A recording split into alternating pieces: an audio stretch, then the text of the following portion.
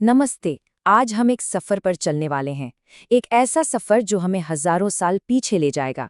हम बात करेंगे ऋषि वाग्भट के उन प्राचीन स्वास्थ्य नियमों की जिन्हें राजीव दीक्षित ने आज के जमाने के लिए समझाया है। और ये जानना वाकई दिलचस्प है कि ये हजारों साल पुराना ज्ञान आज भी हमारी सेहत के लिए कितना जरूरी हो सकता है। तो सवाल ये उठता है कि क्या सच में 350 साल पुराने नियम आज की मॉडर्न हेल्थ प्रॉब्लम्स को सॉल्व कर सकते हैं? चलिए पता लगाते हैं। हम जीवन जीने के 4 बेसिक नियमों को समझेंगे। और शुरुआत कहाँ से करेंगे? जाहिर है हमारे खाने से। तो सबसे पहला और सबसे ज़रूरी नियम वाग्भट के ग्रंथों से आता है। और ये नियम है उन चीज़ों को एक साथ खाने से बचना जो अपनी तासीर में, अपने स्वभाव में एक दूसरे के बिल्कुल उल्टे हैं। हाँ, सही सुना। वाग्भट ने एक दो नहीं बल्कि पूरे 103 ऐसे फूड कॉम्बिनेशंस की लिस्ट दी है जो शरीर का पूरा बैलेंस बिगाड़ सकते हैं।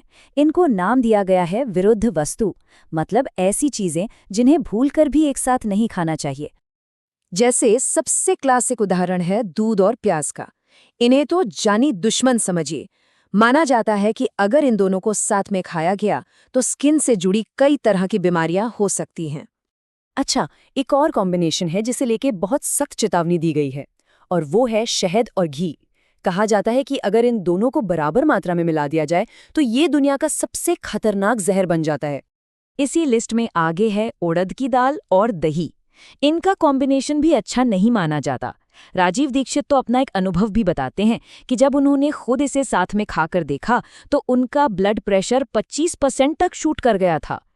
तो मुद्दा ये है कि अगर इस तरह के विरुद्ध खाने को लगातार खाया जाए तो ये धीरे धीरे कई पुरानी बीमारियों की जड़ बन सकता है, खासतौर पे स्किन प्रॉब्लम्स की। चलिए अब खाने की चीजों से आगे बढ़कर बात करते हैं दूसरे नियम की। ये भी डाइजेशन से ही जुड़ा है, लेकिन इसका लेना देना इस बात से है कि हम खाते कैसे हैं, मतलब हमारी पोजीशन क्या होती है खाते वक्त। सिद्धांत बहुत सिंपल है।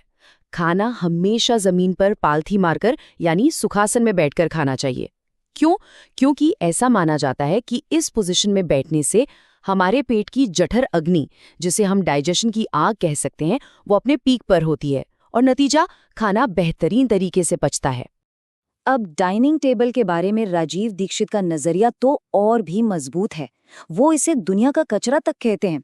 उनका मानना है कि ये तो अंग्रेजों का आविष्कार है जो उनके ठंडे देशों के लिए ठीक था, लेकिन भारत जैसे गर्म देश के लोगों के लिए ये बिल्कुल सही नहीं है। ऊपर से घर में महंगी जगह भी घेरता है। ठीक है, अब आते हैं तीसरे नियम पर। और ये नियम थोड़ा चौंकाने वाला है, क्योंकि ये बताता है कि खाने के बाद हमें आराम कैसे करना चाहिए, और यहाँ दिन और रात के खाने में जमीन आसमान का फर्क है। तो देखिए, दोपहर के खाने के बाद आराम करना कंपलसरी बताया गया है, लेकिन कैसे? नियम कहता है कि बाईं करवट लेकर लेटना है।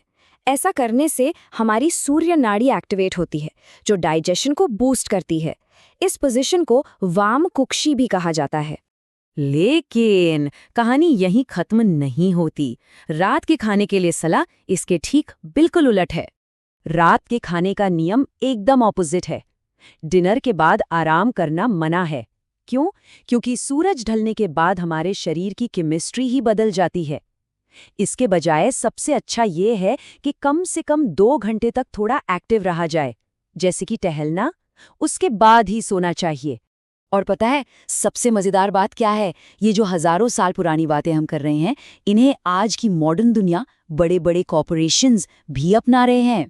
इसका असर कितना जबरदस्त है, इसका अंदाजा इस बात से लगाइए। ब्राजील, मेक्सिको, ऑस्ट्रेलिया जैसी जगहों पर जिन कंपनियों ने अपने कर्मचारियों को लंच के बाद एक छोटी सी झपकी या आराम का मौका दिया, उन्होंने देखा कि उनके एम्प्लॉयज की प्रोडक्टिविटी 3 गुना तक बढ़ गई। 3 गुना। चलिए अब बात करते हैं आखिरी नियम की, जो हमारे शरीर से थोड़ा और आगे बढ़कर हमारे मन और हमारे आसपास के माहौल को हमारी सेहत से जोड़ता है। इसमें 2 बहुत ज़रूरी बातें बताई गई हैं। पहली तो ये कि खाना हमेशा शांत मन से खाना चाहिए, कोई टेंशन, कोई हड़बड़ी नहीं।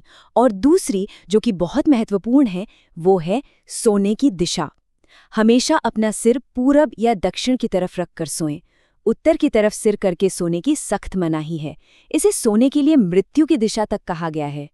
तो इन सब बातों के बाद एक सवाल मन में ज़रूर आता है कि आज की इस भागदौड़ और इनोवेशन से भरी दुनिया में वो कौन सा पुराना ज्ञान है, कौन सी प्राचीन बुद्धिमानी है जिसे संभाल कर रखना वाकई ज़रूरी है।